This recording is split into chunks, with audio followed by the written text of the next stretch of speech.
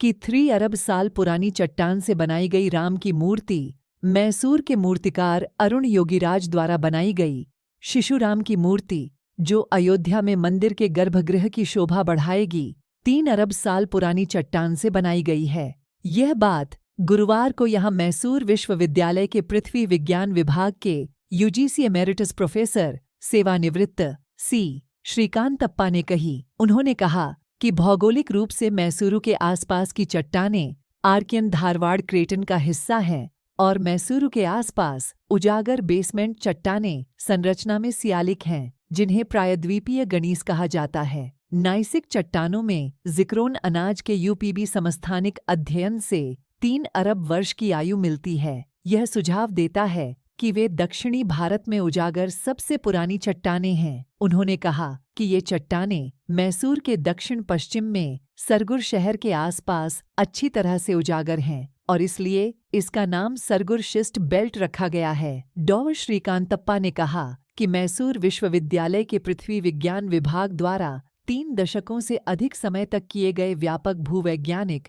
Petrological और भूकालानुक्रमिक अध्ययनों के आधार पर यह पाया गया है कि श्री राम लल्ला की मूर्ति को तराशने के लिए जिस चट्टान का उपयोग किया गया है, दक्षिण भारत की सबसे पुरानी चट्टान मैसूर के मूर्तिकार अरुण योगीराज द्वारा बनाई गई शिशु राम की मूर्ति, जो अयोध्या में मंदिर के गर्भगृह की शोभा बढ़ाएगी, 3 अरब साल पुरानी चट्टान से बनाई गई है। यह बात गुरुवार को यहां मैसूर विश्वविद्यालय के पृथ्वी विज्ञान विभाग के यूजीसी एमेरिटस प्रोफेसर सेवानिवृत्त सी श्रीकांतप्पा ने कही। अयोध्या राम मंदिर के गर्भगृह के अंदर राम लला की मूर्ति पर एक नज़र डालें। Vertical bar. उन्होंने कहा कि भौगोलिक रूप से मैसूरू के आसपास की चट्टानें आर्कियन धारवाड़ क्रेटन का हिस्सा हैं और मैसूरू के आसपास उजागर बेसमेंट चट्टानें संरचना में सियालिक हैं, जिन्हें प्रायद्वीपीय गणीस कहा जाता है। नाइसिक चट्टानों में जिक्रोन अनाज के यूपीबी समस्थानिक अध्ययन से 3 अरब वर्ष की आयु मिलती है। यह सुझाव देता है कि वे दक्षिणी भारत में उजागर सबसे पुरानी चट्टानें हैं। उन्होंने कहा कि ये चट्टानें मैसूर के दक्षिण पश्चिम में सरगुर शहर के आसपास अच्छी तरह से उजागर हैं और इसलिए इसका नाम सरगुर शिस्ट बेल्ट रखा गया है। डॉ श्रीकांतप्पा ने कहा कि मैसूर विश्वविद्यालय के पृथ्वी विज्ञान विभाग द्वारा 3 दशकों से अधिक समय तक किए गए व्यापक भूवैज्ञानिक, पेट्रोलॉजिकल और भूकालानुक्रमिक अध्ययनों के आधार पर यह पाया गया है कि श्री राम लल्ला की मूर्ति को तराशने के लिए जिस चट्टान का उपयोग किया गया है, दक्षिण भारत की सबसे पुरानी चट्टान।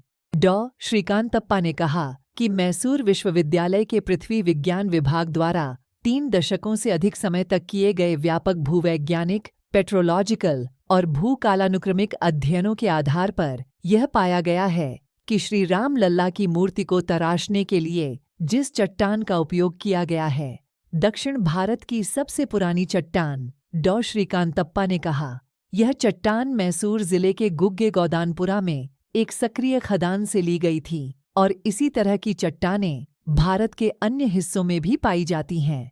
अयोध्या राम मंदिर के निर्माण में किसी भी लोहे और स्टील का उपयोग नहीं किया गया।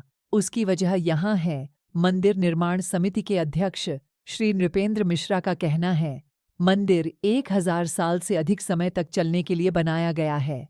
रामलला या शिशु भगवान राम के लिए अयोध्या में भव्य मंदिर वास्तव में पारंपरिक भारतीय विरासत वास्तुकला का एक मिश्रण है, जिसमें निर्माण के लिए विज्ञान शामिल है ताकि यह सदियों तक चल सके।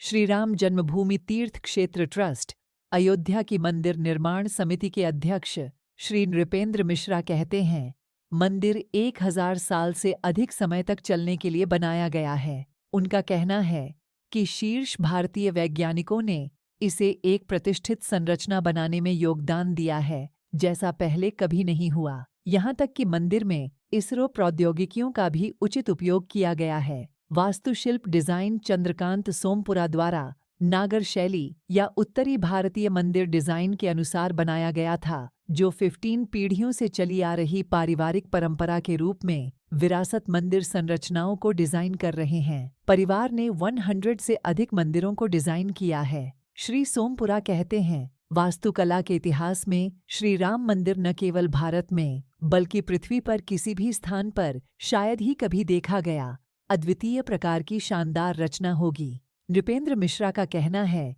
कि मंदिर का कुल क्षेत्रफल 2.7 एकड़ है और निर्मित क्षेत्र लगभग 57,000 वर्ग फीट है। यह 3 मंजिला संरचना होगी। उनका कहना है कि मंदिर में लोहे या स्टील का इस्तेमाल नहीं किया गया है क्योंकि लोहे की उम्र महज 90 साल होती है। मंदिर की ऊंचाई 161 फीट या कुतुब मीनार की ऊंचाई का लगभग 70% होगी। सर्वोत्तम गुणवत्ता वाले ग्रेनाइट, बलुआ पत्थर और संगमरमर का उपयोग किया गया है और जोड़ों में सीमेंट या चूने के मोर्टार का कोई उपयोग नहीं किया गया है। पूरी संरचना के निर्माण में पेड़ों और लकीरों का उपयोग करके केवल एक ताला और चाबी तंत्र का उपयोग किया गया है। केंद्रीय भवन अनुसंधान संस्थान रुड़की के निदेशक डॉ. प्रदीप कुमार रामनचरला कहते हैं, जो निर्माण परियोजना में सक्रिय रूप से शामिल रहे हैं। CBRI का कहना है कि 2500 साल की वापसी अवधि के भूकंप का विरोध करने के लिए 3 मंजिल संरचनाओं का संरचनात्मक डिजाइन किया गया है। श्री मिश्रा का कहना है कि विश्लेषण करने पर यह पाया गया कि मंदिर के नीचे की जमीन रेतीली और अस्थिर थी क्योंकि सरयू नदी एक बिंदु पर साइट के पास बहती थी और इसने एक विशेष चुनौती पेश की, लेकिन वैज्ञानिकों ने इस समस्या का एक अनोखा समाधान ढूंढ